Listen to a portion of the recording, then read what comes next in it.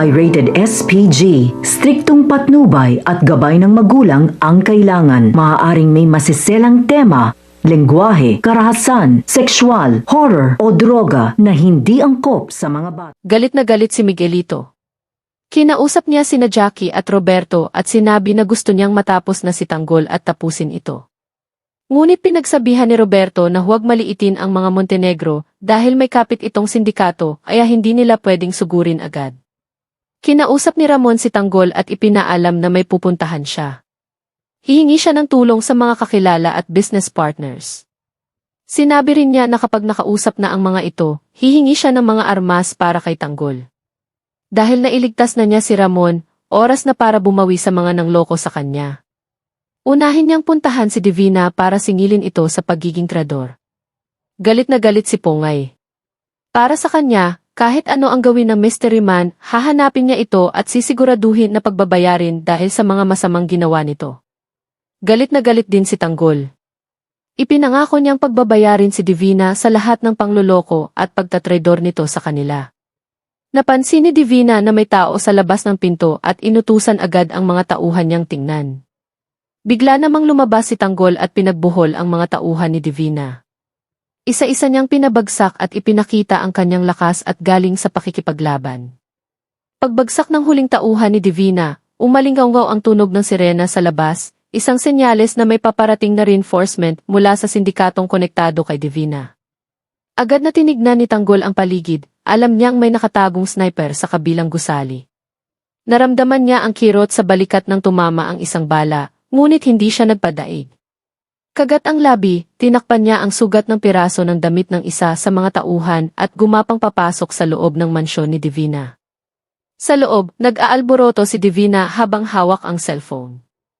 Sabihin mo kay Roberto Atila, kung gusto niyang mabuhay ang anak niya, dumating siya rito ngayong gabi, sigaw niya sa kabilang linya. Napahinto si Tanggol. Anak ni Roberto. Hindi niya alam kung sino ang tinutukoy, hanggang sa nakita niya ang litrato sa mesa, si Jackie, nakagapos, sugatan, at mukhang ginawang bihag ni Divina. Divina, sigaw ni Tanggol, habang marahas na sinipa ang pinto ng opisina. Napalingon si Divina, may hawak na baril at mumiti ng maihalong kabaliwan. Ang tapang mo pa rin, Tanggol. Pero tandaan mo, lahat ng tapang ay may kapalit. Bitawan mo si Jackie, sigaw niya. Hindi mo ako masusugpo, Tanggol, sagot ni Divina, sabay kalabit sa baril. Ako ang anino sa likod ng lahat. Ako ang dahilan kung bakit nagkawatak-watak kayo. Biglang dumating si Pongay, duguan ngunit buhay, hawak ang isang granada. Kung gusto mong mamatay tayong lahat, sige. Pero bitawan mo si Jackie. Nanginginig ang kamay ni Pongay, ngunit matatag ang kanyang mga mata. Si Divina naman ay tumawa ng malakas, tila wala ng katinuan. Hindi niyo ako mautakan. Ang laro kong ito ay higit pa sa inyo. Bago pa man makalapit si Tanggol, sumabog ang bahagi ng dingding, dumating ang mga tauhan ni Miguelito na walang awang nagpaputok. Nagsimula ang matinding barilan sa loob ng mansyon. Si Tanggol, sugatan na, ay tumalon upang iligtas si Jackie mula sa mga bumabagsak na debris. Si Divina naman ay tumakbo patungo sa likod na lagusan, ngunit bago siya makalabas, sinundan siya ni Pongay. Tapos na ang laro mo, sigaw niya sabay palo ng baril sa ulo ni Divina. Ngunit sa hindi inaasahang sandali, sumigaw si Divina, hindi mo alam ang lahat, Pongay. Ang pinoprotektahan mong si Tanggol anak siya ng taong gustong pumatay sa inyo noon. Anak siya ni Don Gustavo. Napatigil si Pongay parang binuhusan ng malamig na tubig. Si Tanggol, narinig din ang sinabi at bumigat ang kanyang dibdib. Hindi totoo yan, nanginginig niyang wika. Ngunit may hawak si Divina, isang lumang larawan na may marka ng pamilya Guerrero at Montenegro na magkasama. Ito ang patunay. Ikaw ang anak ng dalawang magkaaway na angkan. Ikaw ang dahilan kung bakit may dugo sa mga lansangan. Hindi makapagsalita si Tanggol.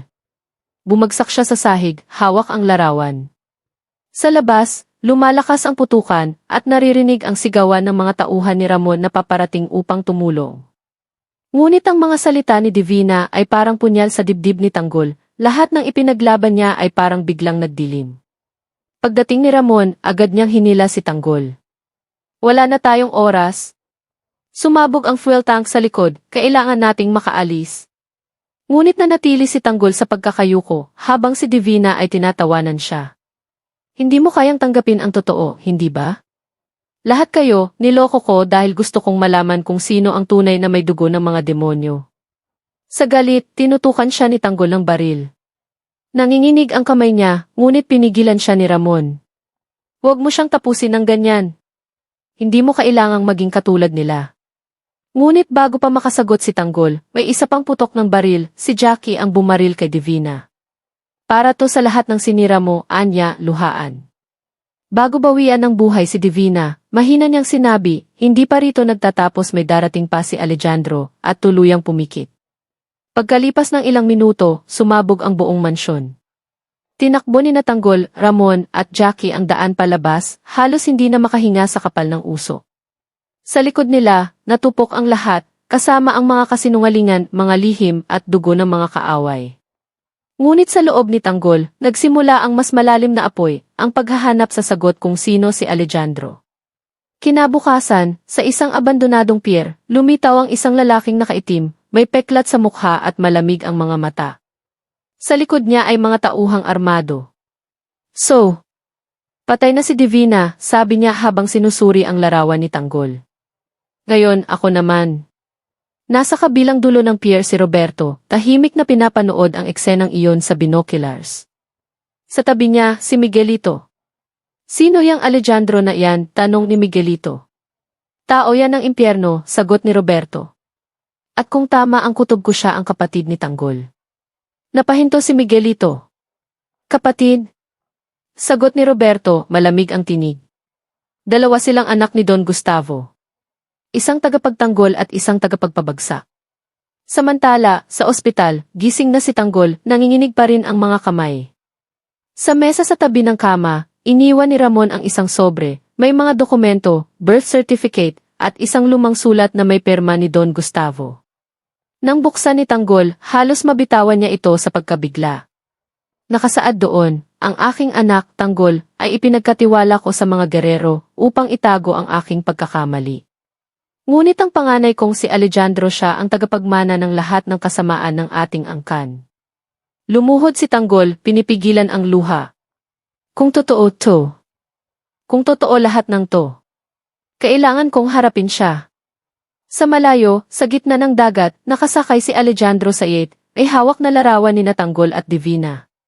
Wala nang hahadlang, wika niya habang tinatapik ang baril. Sa wakas, magtatagpo rin tayong dalawa, kapatid. Habang lumalapit ang gabi, dumadagundong ang kulog sa kalangitan. Isang bagong digmaan ang paparating, hindi na lamang laban ng mga sindikato, kundi laban ng dugo at kapalaran. At sa gitna ng dilim, tumibok ang puso ni Tanggol na puno ng galit, paghihiganti, at tanong na wala pang kasagutan. Agad bumaba si Divina at nagsumbong sa iba na nasa taas si Tanggol. Inutusan nila na pinaroon at sugurin siya habang asa taas pa si Tanggol para mapagtulungan at mahuli na.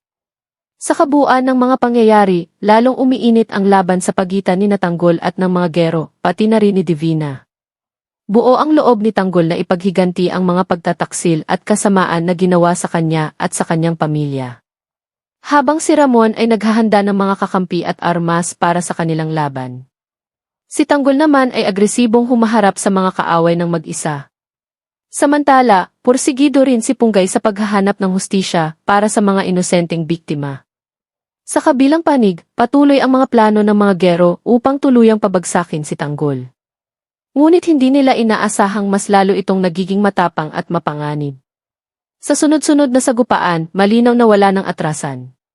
Sa gitna ng dilim ng gabi, umaalingaw-ngaw ang mga sigaw ng mga tao sa labas ng lumang bodega. Si Divina, nanginginig ngunit pilit na nagtatapang-tapangan, ay nasa likod ng mga tauhan ng mga gero. Huwag niyong hayaang makatakas si Tanggol, sigaw niya, habang nangingintab ang mga mata sa halong takot at galit. Sa itaas, nakaluhod si Tanggol sa tabi ng bintana, pinagmamasdan ang paglapit ng mga kalaban. Duguan ang kanyang braso, ngunit matalim pa rin ang kanyang tingin. Ephesians 4:32. Be kind and compassionate to one another, forgiving each other, just as in Christ God forgave you. This verse reminds us that forgiveness is a reflection of God's love. Just as God has shown mercy to us, we are called to extend that same kindness to others. True forgiveness is an act of love that brings healing to both the giver and the receiver. Matthew 6:14. For if you forgive other people when they sin against you, your heavenly Father will also forgive you. Jesus teaches us that forgiveness is tied to our relationship with God. When we forgive others, we open our hearts to receive God's forgiveness. Holding on to bitterness only weighs us down, but forgiveness sets us free. Colossians 3:13. Bear with each other and forgive one another if any of you has a grievance against someone. Forgive as the Lord forgave you. This verse shows that forgiveness isn't optional, it's a command. God forgave us completely and unconditionally, so we are expected to extend that same grace to others.